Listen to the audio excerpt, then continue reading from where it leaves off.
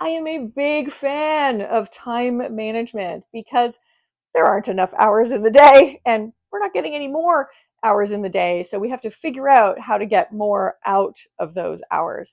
And we know that time management makes us more productive, more creative, and helps us enjoy life more, enjoy our jobs more, and feel a lot less distressed. So time management is the way to go, but how?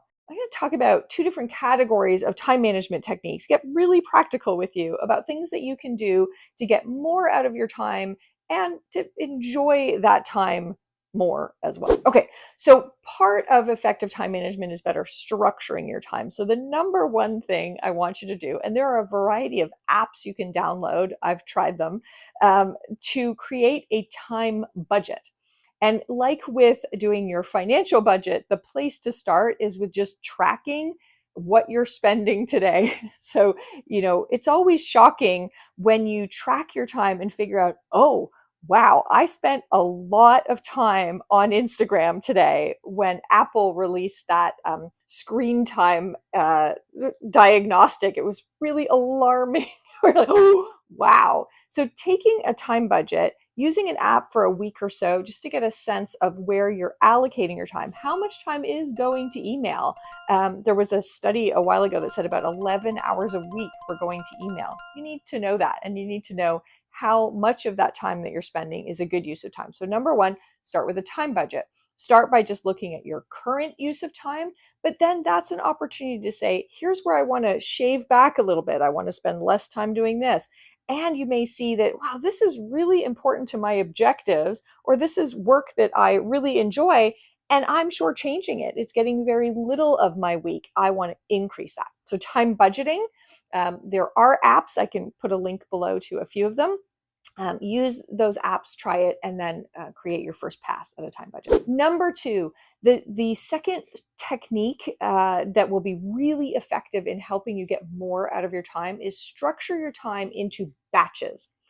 Batching is putting similar tasks together, because we know the way the brain works, we are most efficient when we get kind of into focus and flow in a way of doing the same kind of things at a really quick cadence.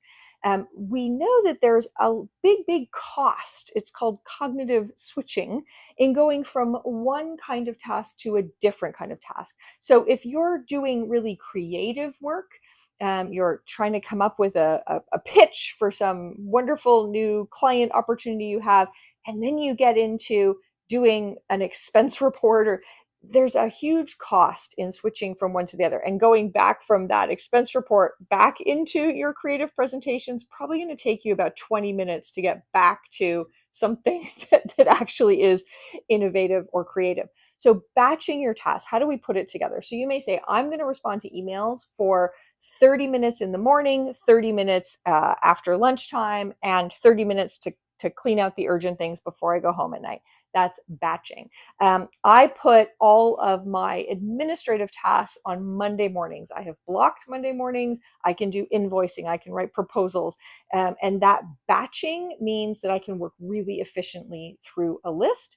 So time batching is a great strategy. Another thing to do in structuring your time is, once you've created those batches, ask yourself, what is my natural circadian rhythm or ultradian rhythm? Where do I have lots of energy? Where do I have less energy? And match your batch. So take the batch and say, where am I going to put that? So for me, there are certain tasks, so social tasks. So I'm having a planning call with a client. I'm talking to a company I'm going to do a keynote with to learn about the audience. And all of those things, those social kind of activities, they're great for me in the lull in the afternoon, because I'm a social person. So if I'm feeling low, there's no way that I could be writing or coming up with videos. But if there's a client there, all of a sudden, I've got full energy. So I try and batch. I use the Calendly app for scheduling those planning calls, and the Calendly app only puts those kind of calls into windows in my energy lull in the afternoon. But the opposite is true of my writing tasks. So I write a blog every single week. That blog writing time is always before 10 in the morning. So I'm great. It can be 6:30 in the morning on a Saturday, and it often is if I have a busy week, but that's okay because first thing in the morning, I have the energy to do those writing tasks, the big creative tasks. So batch and then match. Put them into your calendar in the places you have energy. The final structuring technique is the Pomodoro technique, probably one that you've heard of a million times. But the technique is to work using a timer. You can use a little kitchen timer. I have a tool called the time timer. It's a very, it almost looks like a Fisher Price kind of thing. You turn it and this big red piece of plastic shows you how much time you have left. It's a very simple tool, but that's why I like it. And the Pomodoro technique is to work for a fixed period of time. I like a 40-minute Pomodoro block, and then to deliberately, intentionally stop, do something else to relax your brain, go back, do another chunk, and you can decide whether you are optimized at, 2 of those, 3 of those, but you will find you can get a tremendous amount of work done if you set those constraints. For me, I try and think of it a little bit like I'm on some kind of a game show.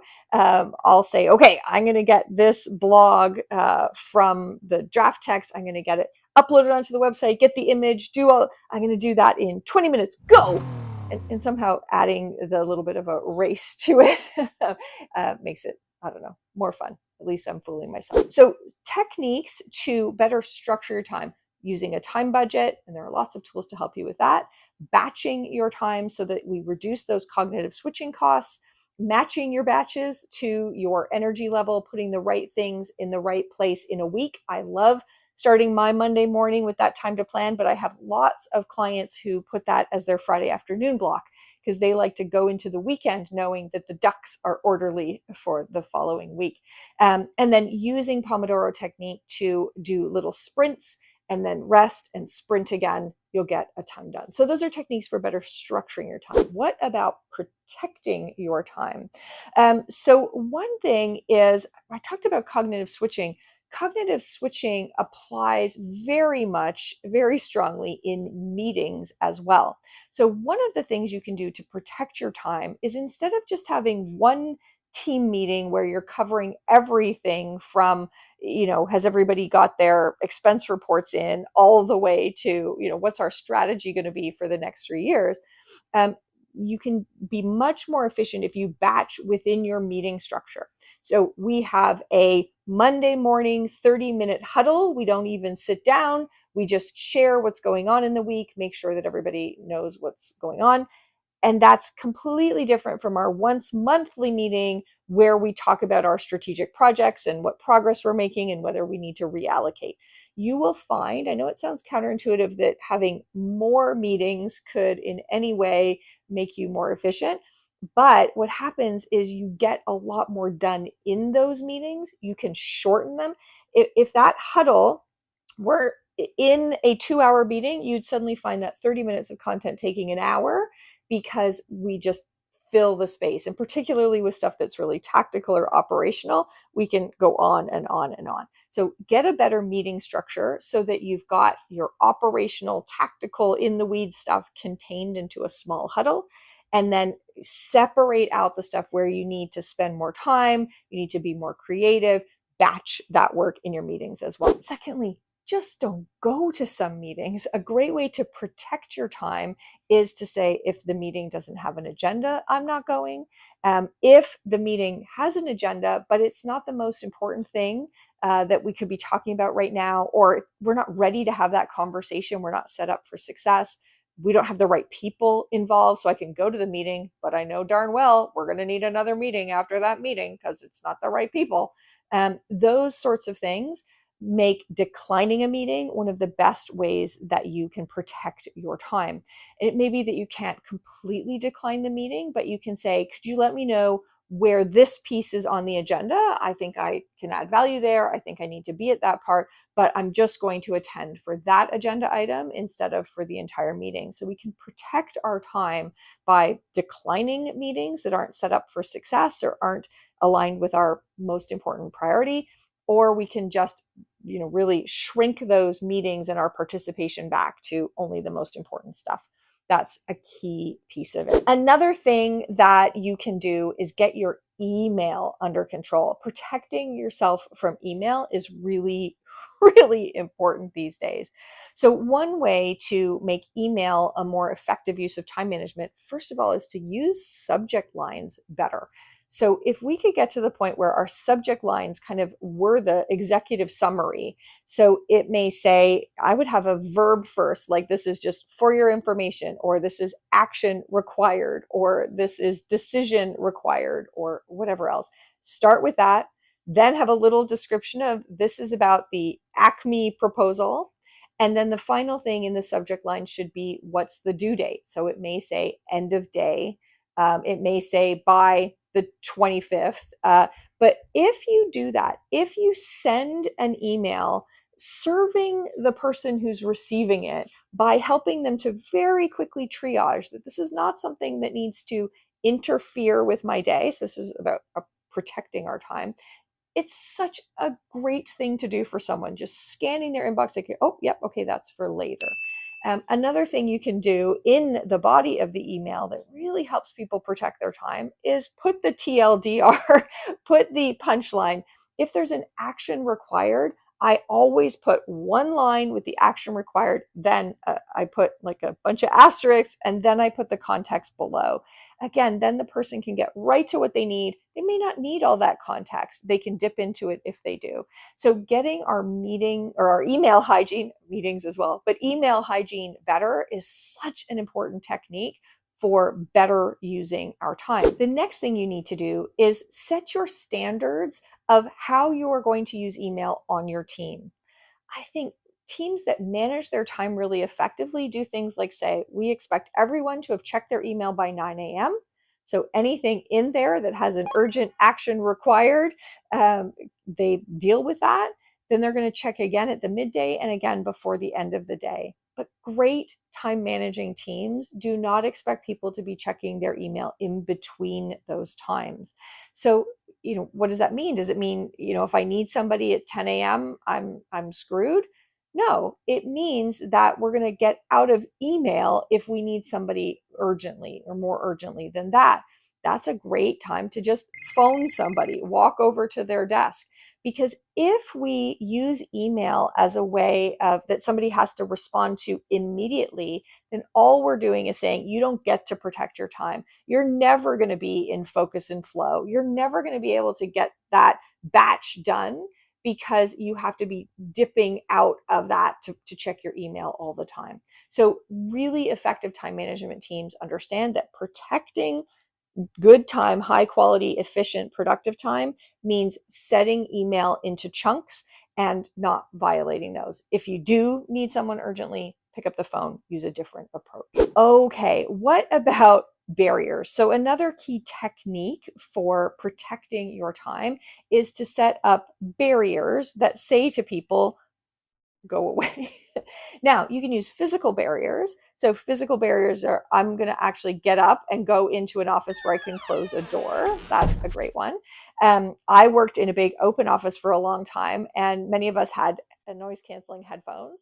And we wouldn't even turn on the noise canceling necessarily, but it was a signal to everyone around. Headphones are on, do not disturb. That's another thing you can do. But setting up those kinds of barriers that say, I'm in focus and flow right now, and unless the building is on fire, please don't interrupt me. So setting up barriers. Another barrier you probably need, the research on having your phone within your line of sight is truly alarming. So even if your phone is turned off and turned upside down, there's still some crazy number of times every hour that we are looking at that phone and being distracted by it. So one of the other barriers you want to set up if you want to manage time effectively is move your phone to another spot, another room preferably, but definitely out of sight. Okay, the last comment I'll make about protecting your time is all of this sounds like you're protecting your time from these vultures out there, your manager or the HR department or your colleagues or your customers. Probably the scariest the phone call is coming from inside the house. The scariest person you need to protect from when you're protecting your time is yourself. It is your desire to, like, oh, I'm just going to Right. check my phone, or I'm going to like go into my email, or I'm going to do this other thing that's more fun. um, FOMO is a major thing you need to protect yourself from. So I'm going to accept that meeting because what if somebody says something that I need to know, or just like, well, don't I have to go to that meeting, or I don't want to miss out. That could be fun. FOMO, whether that's fear of missing out on a meeting, an event, a project, or just an email or something funny on Instagram, that is such a risk to effective time management. So don't always think that the biggest the biggest threats to time management are other people you need to protect from. Often it's yourself and your own FOMO that you need to protect from. So these are a variety of different techniques that you can use to effectively manage your time. There's structure techniques like time budgeting and batching and time matching. And then there are boundary techniques like how do we actually make sure we have a better meeting structure so one type of issue doesn't bleed into the others. How do we have email protocols? First of all, how do we have the actual emails be more effective? But how do we change our standards about responsiveness to email? And how do we cope with our own FOMO? These are some tips and techniques to help you manage your time more effectively.